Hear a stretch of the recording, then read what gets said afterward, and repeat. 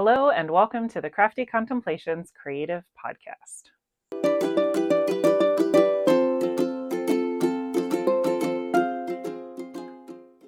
Hello again and welcome back. There has definitely been a longer gap between episodes than I originally planned, but I am here. I am ready to share some updates with you. I'll start with all the knitting stuff up front, and then I'll share some personal updates toward the end of the episode.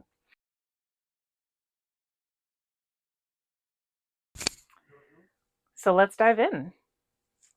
We'll start with the finished object, which is also what I'm wearing. And this is the Mount Kailash wrap by Lana Joyce.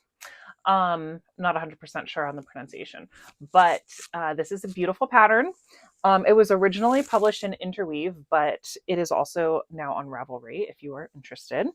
I'll take it off so that you can take a closer look. It is I believe it's a crescent shaped shawl is what that's called. But then it has a ton of lace work. Oh, you can see it really nicely there. It just has a ton of lace work through. And it has this really nice shape. It really tapers down to the ends. There's a little picot bind off. So there are a lot of really nice details with this piece. And I'll put in some finished pictures as well, kind of all spread out so you can see it in all its glory. I anticipate probably wearing this like a scarf for the most part. I think that kind of fits my wardrobe the best.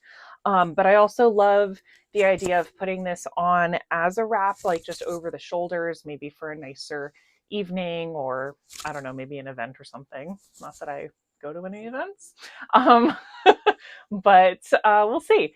I love touching it. It's this is Malbrigo Silkpaca. So it has been washed, it has been blocked, and it definitely needed the blocking because of all the lace work. So I had to really pin that out, which was a little bit of a challenge due to the shape. I had to like throw in some pieces of cardboard to like get some extra pinning space, but it all worked out. She's done. I'm super pleased. The colorway was Archangel, which is the same colorway suggested in the pattern, and I loved it so much that I replicated it exactly. So this is my first finished object. My second finished object I no longer have with me because it was a gift knit. So this is the I'll put a finished photo in for you. But these are the Barley socks by Tin Can Knits, and I knitted up a pair of socks for my sister for Christmas. So I am the oldest of 4 children, and for the last couple years, my sister has been kind of like talking about a secret Santa, and so I kind of joined in with her this year, and we kind of pushed for it. And so what we landed on was a secret Santa for the siblings. So we drew each other's names, and we only had to Christmas shop for one person rather than all of the other 3 siblings. So that worked out pretty successfully this year. But I knitted my sister a pair of socks as part of her gift, and she seemed pretty pleased. So hopefully hopefully that will turn out well. The word that she used was impressed. So she was impressed with the socks.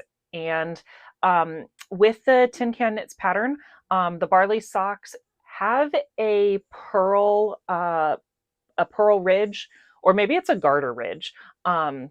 I think it's called a garter ridge that goes down the front of the socks, like all the way down through the foot and the toe and everything. I elected to pass on that garter ridge, so I just, where it said to pearl, I just ignored that part of the instructions. But I wanted something that was really going to show off the colors of the yarn. So actually I have a little bit left, so I'll show you. So this was I actually have a whole hank left of this as well. So I might make a pair for myself. I don't know, we'll see. But this was a lovely very neutral. There's like some pinks, some beiges, some greens actually in that. But this is a yarn, a sock yarn from Barnyard Knits. And if I can find the colorway, I'll put that down in the description. But really lovely, very, a variegated yarn. So I actually had started a different sock pattern. Can't remember what it was off the top of my head, but I had started a textured sock pattern because, I just think texture is gorgeous, obviously, right? But I wasn't happy with the like the variegation and the speckling and stuff with the yarn with the texture of the pattern. So I felt like this yarn was really going to shine in just like a plain stock knit sock. So I switched over. I did a little bit of digging and I ended up going with the Tin Can Knits sock. It's free on their app, which is fantastic. But I also really like the Tin Can Knits sizing. So if you've never checked them out, I highly recommend. They are great because they have all of their patterns, or at least all the patterns that I've looked at, they have like from baby to kids all the way through the adult sizes. And as I have been doing several baby and me projects lately for my little one, she's not quite 2 years old. I've found that really helpful for the kind of stage of life that I'm in where I want to match with my little mini me. I just think it's so cute. But Tin Can Knits is fantastic. So definitely one to check out if you have not already. I'm sure I'm preaching to the choir here. So those are my two finished objects. And and I should say that the socks were not a whip last podcast. So that was one of those things where we were getting a little bit farther along in November, because I cast them on in November. We were getting a little farther along and I was trying to figure out the Secret Santa thing, and I kind of went back and forth about it, and I called my mom and I was like, do you think she'll like them? And went back and forth on everything, but I did finally cast them on. I cast them off. I mailed them over to her. They arrived by Christmas, so all of that was great. But that was a brand new project since the last podcast.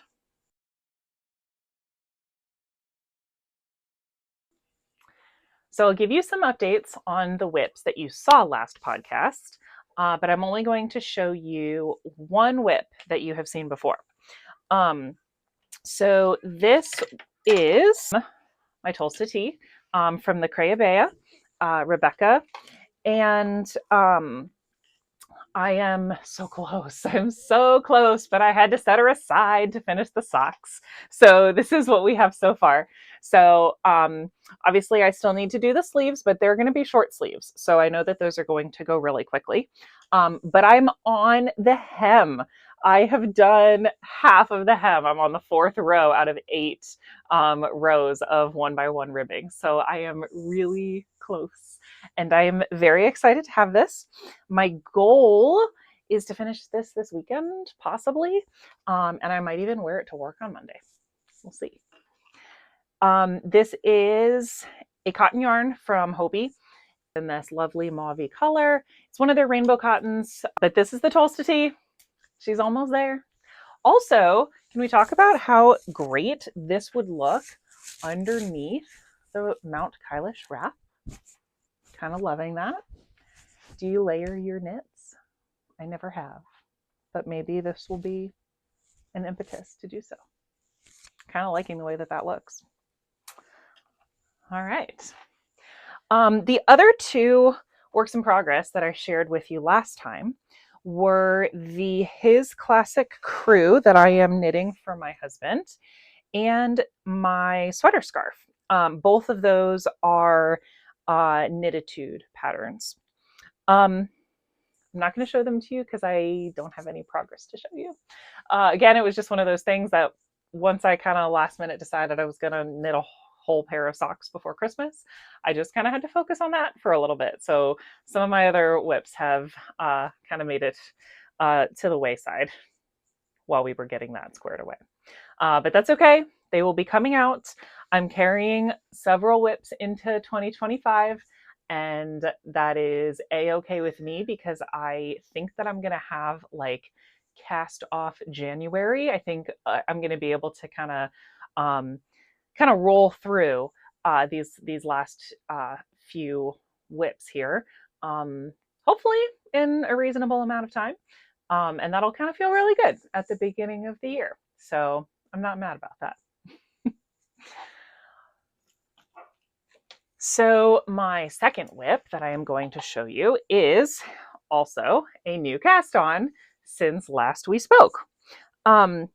So I am making the flax sweater. This is another Tin Can Knits pattern. And I am making the flax sweater for my daughter. I am making this in the 2 to 4-year-old size. She is not quite 2 years old yet, as I mentioned, and she's already in 3T clothing.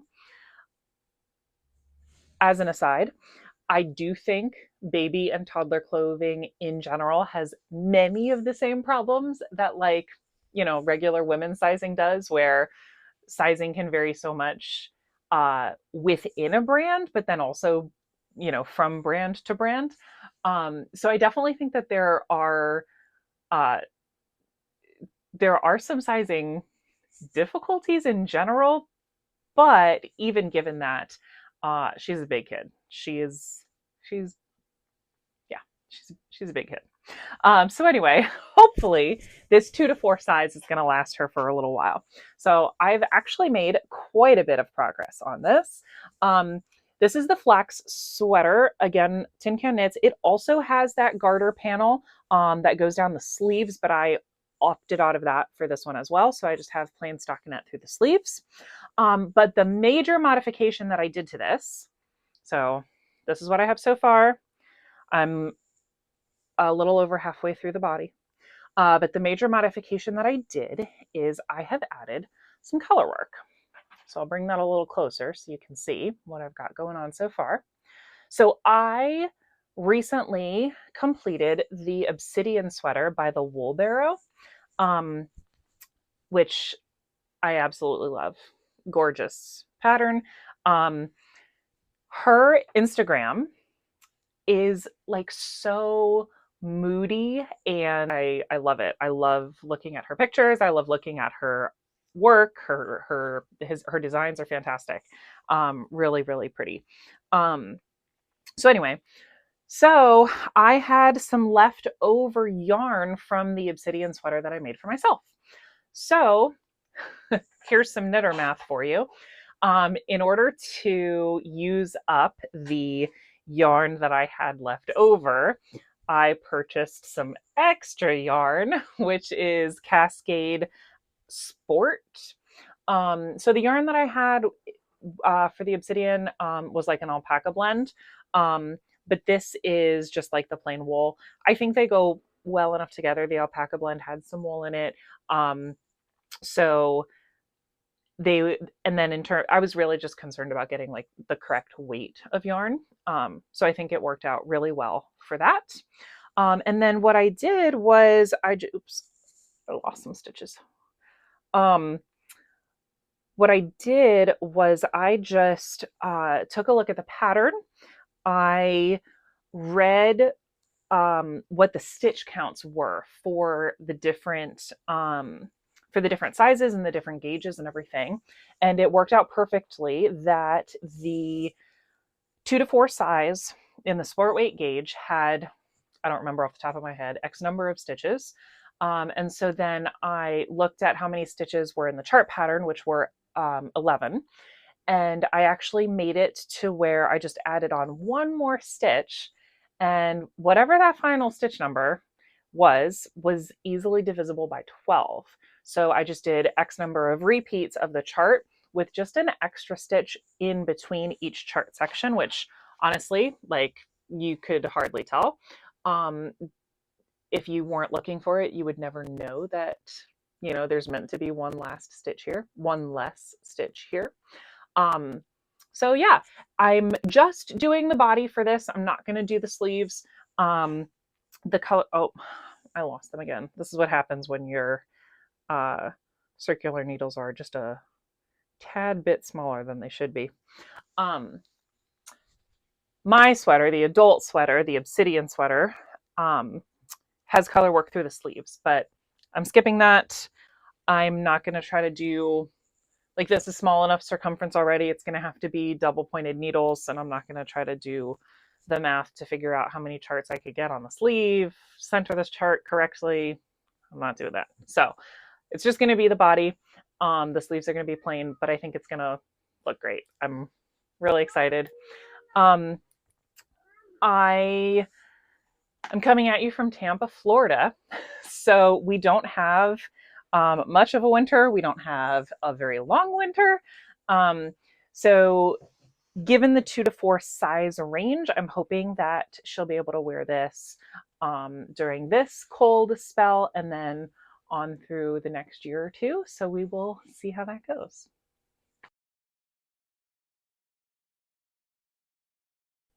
Moving on to some acquisitions. The Barnyard knits, so that sock yarn that I used for my sister's Christmas socks, this was actually an acquisition. I have been following a couple yarn groups on Facebook, like yarn de-stash groups on Facebook. So I snapped these up for, I have 2 skeins, not sure where the other one is at the moment. But I bought 2 of them. They were, I mean, just over the price of a single one. So it wasn't quite BOGO, but it was very close. I knew that I was going to use them immediately. So like, you know, for that sock project. So it ended up being perfect. But that was technically an acquisition from the last time we spoke. The first acquisition, or the next real acquisition that I'll show you, is something that was gifted to me by a friend. I think this has been passed around a couple times. So her mom didn't use it, gave it to her. She was like, I'm not going to do anything with it. Gave it to me. My friend is a crocheter. So she does like a ton of amigurumi and stuff. Fantastic work. I mean, she's made some great things. She's gifted a couple cute items to my daughter. I'll see if I can take a couple pictures of some of those. She's really great at finding the unique patterns. It's great. So in any case, she passed along to me 2 little cakes of this really, I mean, I really like these colors. Really variegated blue, greens, just a hint of purple in there. Really strong saturation, you know, nice. One of them had already been used and frogged probably because it's in a ball.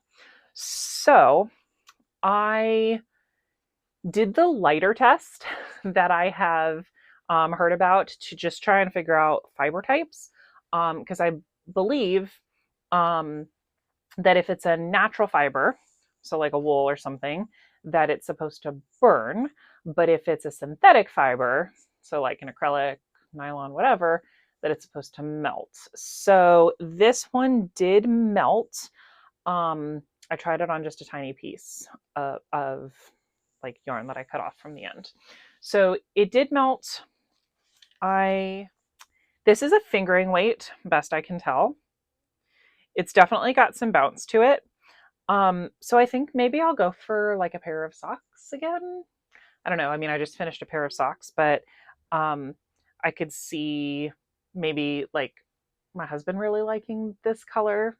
Blue is his favorite color. So maybe I'll have to show it to him and see if he's interested in it. I also have yet to do a baby and me matching set for him. So with 2 cakes, I should be able to do a pair of socks for him and a pair of socks for my daughter. So that might be kind of a nice way to use that. But who says no to free yarn, right? So we'll see. We'll see what I come up with. My next acquisition was from that same Facebook group that I was mentioning earlier. And this was just an impulse. Just an impulse buy. It happens. This is Habu Textiles, Habu Textiles. It's from New York. And this is a super fine merino, like super fine. There are 747 yards in this little mini cone. And this is a small cone. So for $16, so the tag is originally $9.10. So for $16, I got 4 of them in these really beautiful fall colors. So I am a big fan of mustard yellow, and I am a big fan of burnt orange. And I think that they look really nice together. Maybe this is a little bit more of a gold than a mustard, maybe. But in any case, I think they look really, really nice together. So I have no idea what I'm going to do with them. I don't know if I should try to hold them double because the yardage is still going to be a lot, but maybe it could go a little bit faster.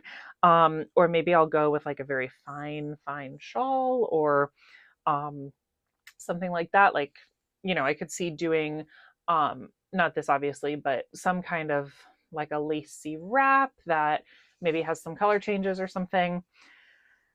I don't know yet. I feel like my options are kind of limited just because it is such fine yarn. But we'll see. I will figure something out.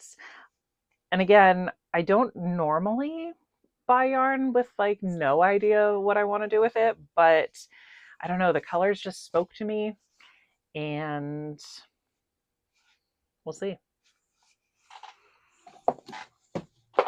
Okay.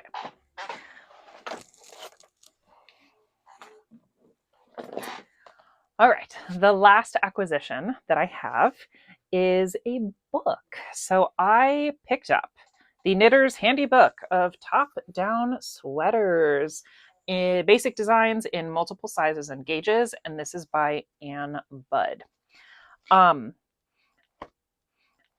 I cannot for the life of me remember whose podcast I was listening to who recommended this book. I have some ideas that I've been sitting on. I have some, number one, I have a store-bought item that I really want to try to replicate, like with a twist. I am interested in self-drafting a couple of ideas this year. No idea if I'm going to get to it or not, but I heard tell that this was a good book to get you started because you could use the some of the math that has already been done, and it's set up in a way that you can play with the textures and you can play with the different structures to kind of make it your own. So I have some ideas for some textures, some stitch patterns, and then just some shapes. I have, like I said, a couple ideas of things that I have been inspired by just by, store-bought off-the-rack items that I'd like to do something with. Not necessarily an exact replica, but I just have this kind of like as a starting point idea, and I know I want to put some kind of a twist on it. So we will see if that comes to fruition. I flipped through, but I haven't sat down to look at the math. I haven't sat down to like actually read the patterns. I think that with just a couple simple tweaks and having some of that basic math done for me, I think that this recommendation was a good recommendation. I think it will work as a basis to kind of help me figure out some designs, just to kind of get what I have in my head out there onto my needles. Again, whether or not that will happen, we'll see. Hopefully it will. Maybe it won't. You never know. But that is my general plan with this.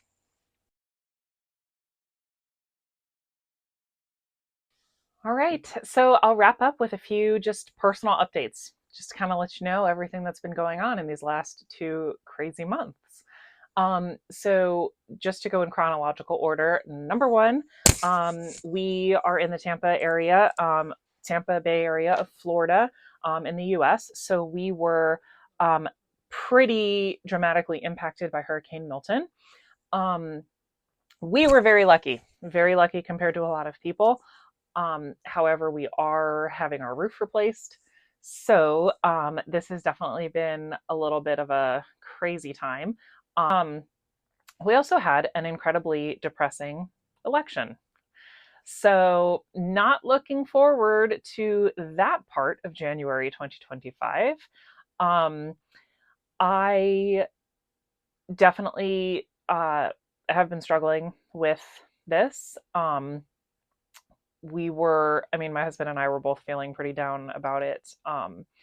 Immediately following the election, we've had some long talks with friends and family and stuff just about what that means for us, what that means for the country. I did some drawing surrounding that, so let me show you. So this is real rough. This has been traced a couple different times.